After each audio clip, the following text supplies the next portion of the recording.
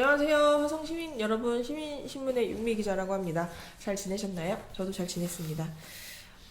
미리 시작하기 전에 약간 공지를 하면 입술에 김 묻은 건 아니고요.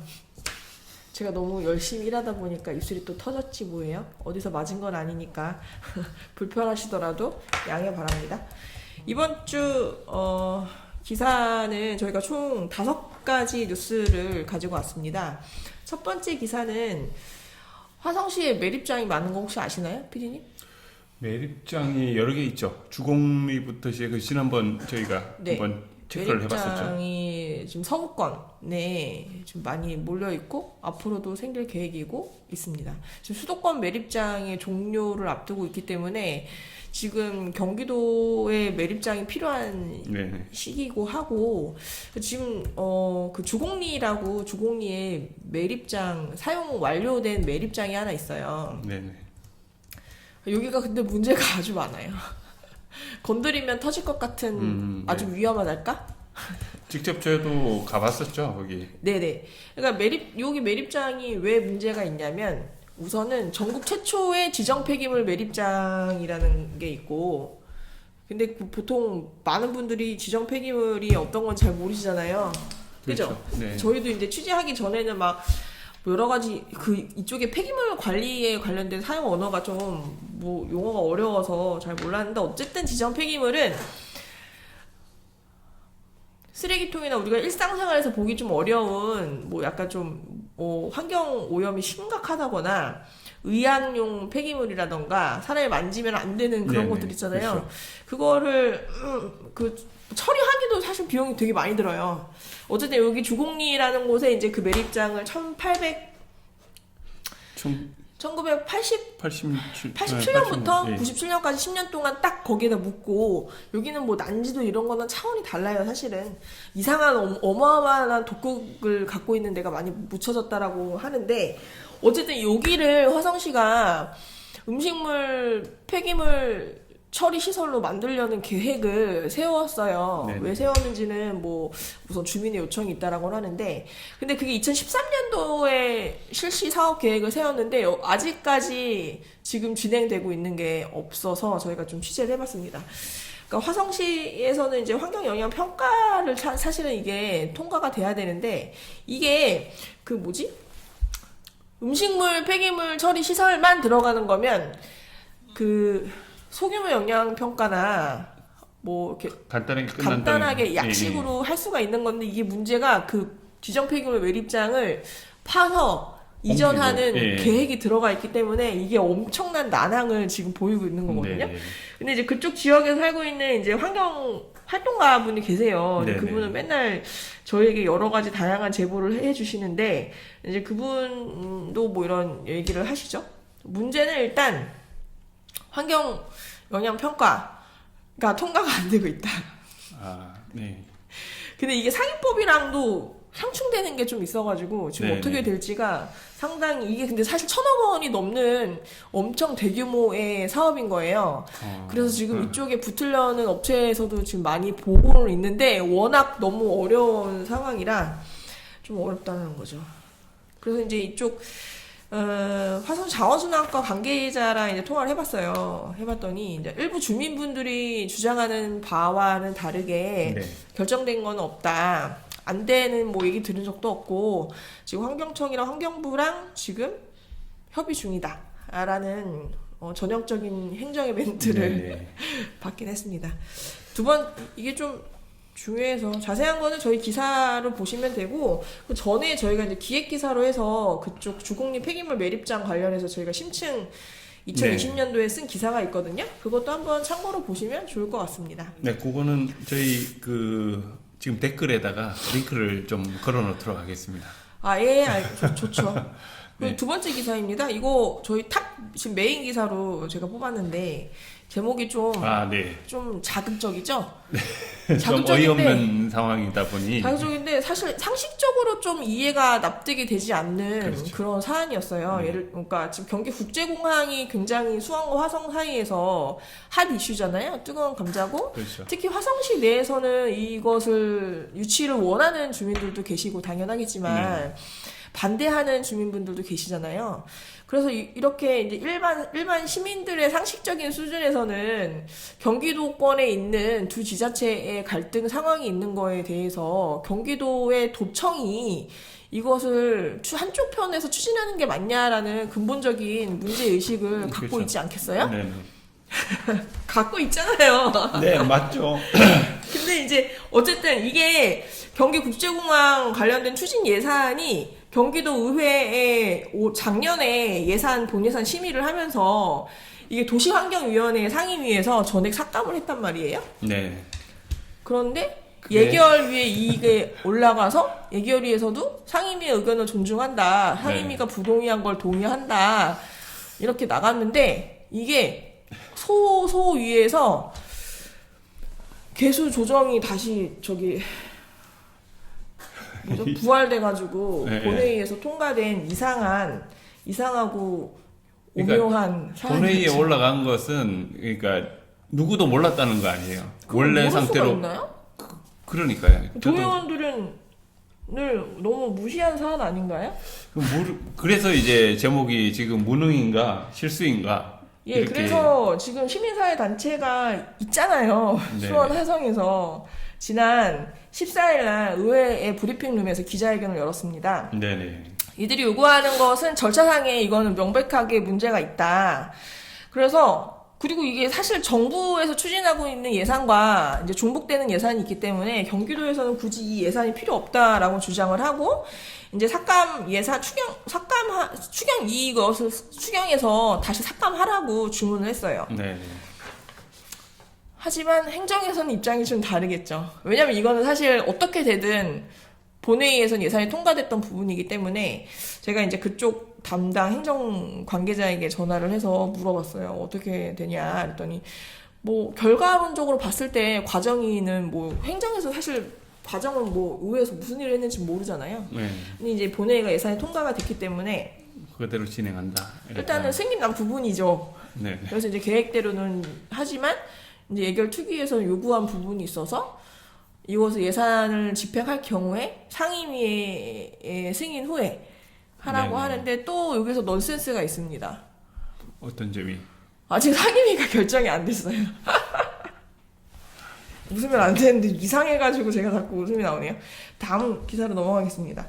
다음은 그 요즘에 총회 시즌이잖아요. 2월에. 저희 네. 신문도 사실 주주총회를 해야 되는데 아직 못하고 있습니다. 이제 감사를 하고 주주총회를 하고 총회에서 보통 다뤄지는 가장 중요한 게 뭐죠?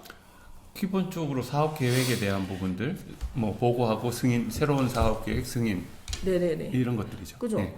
그 총회의 대상인 뭐 회원분들이든 뭐 조합원이든 뭐 이사들 주주들한테 우선 이 작년도 2020년도에 사업 결산 보고를 하고 네. 평가를 받고 그다음에 이제 내년도에 사업 계획과 예산을 승인받는 절차가 있는데 화성시 지속가능발전협의회가 있잖아요. 네. 꽤 오래됐고 화성시 시티 투어를 전담 맡아서 잘 운영하고 있는 대표적인 이제 거버넌스 중간 기구인데 네, 그렇죠. 저번에 총회를 열고 여기에서 이제 지속가능 발전 사항을 수여를 했더라고요.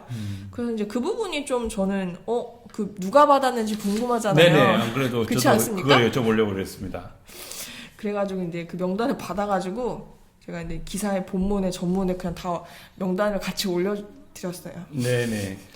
여기서 지금 다 명단을 말씀드리기는 어려운데 아, 지금 우선은 여기 화면상에 네, 지금 나오는 보여주시는군요. 네네. 그래서 우선은 환경, 사회, 경제, 인권, 파트너십, 지속 가능한 관광 6개 분야별로 해서 두 명씩 선정을 했는데 지속 가능 관광 분야에서만 3명이 선정이 됐어요. 네네. 화성관광진흥과 주무관, 문화재단, 독립운동문화팀장, 화성시 시티투어 안내자 이렇게 3명이 네네. 행정이 약간 좀 더 많은 듯한 보이네요.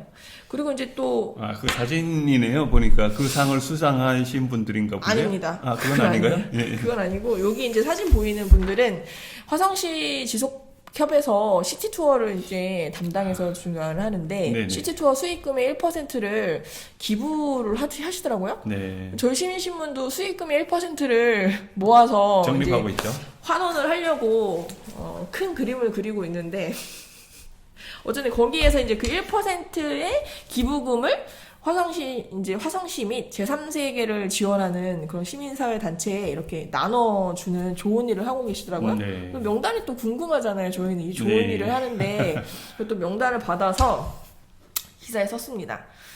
뭐 화성에서 뭐 유명하게 활동하시는 분들이에요. 네. 앞으로도 내년도 사업도 기대를 해보겠습니다. 네 번째 기사인데 저 이거 기사 보고 깜짝 놀랐어요. 어떤 거죠? 청년 네네. 해외 탐방을 230만 원 정도를 인당 아. 지원한다길래 보는 순간 저희가 같이 얘기를 했죠. 화성이 돈이 많다. 아니. 아니면 같이 따라오시다고 그랬잖아요. 그건 당연히 동행 취재. 동행 취재 한번 해야죠. 네. 동행 취재 이제 싱가포르로 가시더라고요. 네. 싱가포르? 싱가포르에 저도 여러 번 가봐서 잘 압니다만은 괜찮습니다. 그래요. 싱가포르 한 번도 안 가봤는데 싱가포르가 굉장히 도시국가예요. 면적은 예. 작은데 세금도 비싸고 네. 공무원들의 월급도 많이 받는다고 하더라고요. 그렇죠. 거기가 도시국가로 돼 있어서 모든 물품을 직접 생산하지 않고 다 수입해서 쓰는 나라예요. 물가가 어마어마하게 비싸죠. 네네. 그렇죠. 집값도 꽤 비싸고. 그러게요. 저 싱가포르 아직 못 가봤는데 그래서 여기 화성시에서 청년 19세 이상 24세 이상의 청년을 한 32명을 모아서 여기 보내준다고 하더라고요. 네네. 어떤 걸 위해서 하는지 이게 단순한 예산 낭비가 아닌지 이게 갔다 와서 어떤 효과가 있는지가 중요한 거잖아요. 네네. 심사 기준을 봤어요. 네. 어떤 대상 심사로 사람들을 보내주는가 되게 네. 중요한데 심사를 딱 봤는데 심사 기준이 굉장히 명확하고 많은 배점이 생활 정도. 네네. 생활 정도에 많이 있더라고요. 생활 정도가 뭔지 모르시죠? 그러니까 그 저소득층이나 맞아요. 그 뭐라 그러나요? 그 취약계층들을 네네네. 배려하는 거라는 기준이 얘기죠. 건보료의 계산을 기준으로 해서 명확하게 이제 배점 점수가 나와 있고 심사위원은 누구냐고 또 물어보잖아요. 저희는 네. 그게 중요하니까.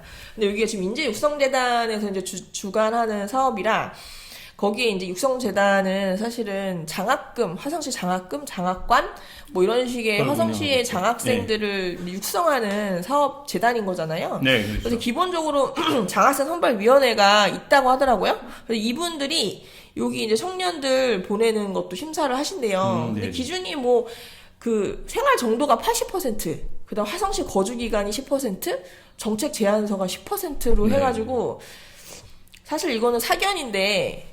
저희가 이걸 딱 봤을 때는 정책 제안서가 한 50%로 되면 좋겠다라는 생각을 개인적으로 하잖아요. 그래요. 근데 이제 생활 정도가 80%인 걸 보니까 좀 취약 청년에게 기회를 좀 더 주자라는 취지가 네. 더 강한 것 같다라는 생각을 했습니다. 그래서 많은 청년분들이 지원하셔서 좋은 경험을 되는 시간이 됐으면 좋겠고 갔다 오셔서 저희 신문과 인터뷰를 이게 보니까 며칠이냐면 5박 6일 네. 일정이에요. 첨단 기술 복합도시 화성을 구현할 정책 제안에 기회도 주어진다고 합니다. 네. 많은 분들이 이제 저기 지원하셨으면 좋겠습니다. 마지막 기사인데요. 오늘 21일 오전 6시에 네네. 불이 불이 났죠. 예, 화재가 있었습니다. 예. 제가 그 현장을 잠깐 다녀왔죠. 네, 저희가 이제 소방서에서 받은 사진도 있는데 화성시가 전국 화재 1위인 거 네, 아시나요? 화재가 굉장히 많은 도시라는 거를 지금 네. 저도 오늘 뭐 직접 보면서 계속 느끼고 있어요. 얼마 화재- 전에도 네네. 예, 저희가 직접 현장에 한번 갔었던 적이 있었죠. 이렇게 지금 사진에서 보는 것도 지금 보이고 있나요? 네네. 하고 이제 피디님이 영상을 찍어 오신 것도 있으세요. 네. 그것도 좀 같이 보면 좋을 것 같은데 이거죠. 그래서 뭐 마지막에 인터뷰 이게 양파 공장. 예, 맞습니다. 제일 양파고 그쪽 부분에 창고 화재고? 가시면 네. 인터뷰한 내용도 나오고 하기 때문에 자세한 설명은 담당자한테서 저희가 들을 수 있었습니다. 네. 그래도 이제 완진이 되어 있는 상황이고 인명 피해는 없는 건 거죠? 네. 거기 한 2동 정도가 영향이 있었고 그 3개의 동이 붙어 있는데 네네. 크게 번지지는 않은 상황이고요. 8시 11분에 거의 접수가 됐는데 9시 정도에 거의 불길이 완전히 잡힌 상황이었어요. 네네. 저는 소방관 분들 한번 항상 보면 저희 존경합니다. 네. 어려운 일을 하시니까. 그래서 네네, 이 정도에서 오늘 뉴스 브리핑 마치고 저희 다음번 기사는 화성시 그 화재 관련해서 네. 지금 화성시에서도 문제가 심각하니까 대책 정책을 마련하시겠죠? 네, 그 그러면 부분에 대한 이제 기사도 준비하고 있고, 화성시 1인 가구가 엄청 폭발적으로 증가를 하고 있는데 거기에 대한 어떤 정책 같은 부재에 대한 기사도 준비하고 있습니다. 예, 그리고 지금 정보 공개를 청구해서 지금 화성시 위원회에 대한 정보들 한 199개에 대한 저희가 그 정보 공개 그 회의록을 지금 또 청구해 놓은 것들이 있어요. 그래서 그 결과들을 가지고 정리되는 대로 저희가 다시 소식을 전할 예정입니다. 권영희 PD님 맨날 밤을 새세요. 왜 저렇게 열심히 하시는지 모르겠어요. 네, 뭐 그거는 그런 얘기는 안 하셔도 되고.